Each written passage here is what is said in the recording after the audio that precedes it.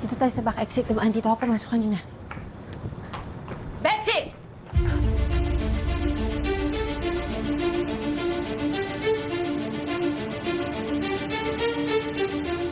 Lucio! Nay! Nay, tama na! Tama na! Tama kayo! Ano na sabi ninyo?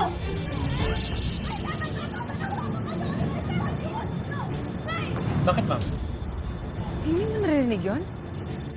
Yung mga boses na nagtatalo. Nag-rounds naman po kami kanina pero wala naman pong tao doon. Aling Susan, huwag mo kayong maingay. Nandiyan na sa loob si Gina. Baka mahuli tayo. Sana iniisip na yan bago kayo naglampungan ng tibay nyo? Dito na talaga sa supermarket? Tama na, huwag mo nasaktan si Jared!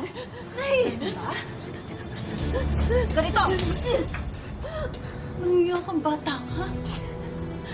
Nung tinanong kita, ang sabi mo sa akin, wala kayong relasyon. Nagsinungaling ka sa akin. Buti na lang nakita kitang umalis na mansyon. Nasundan kita. Paano kung hindi? Ha?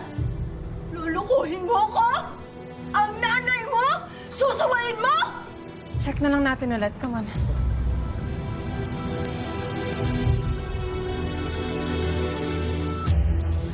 Binabalaan kita. Ha? Layuan mo ang anak ko. Kung gusto mong mawala lahat at bumalik sa squatter, wala akong pake. Pero wag mong idamay si Betsy. Saka ka na magalit, Aling Susan. Pag nahuli tayo ni Gina, pare-pareho tayong malilintikan. Yung ba gusto nyo? Oo nga. Tama si Gerald, Nay. Tsaka niyo na ako bugaan. Tsaka niyo na ako pagalitan. Kailangan natin umalis dito.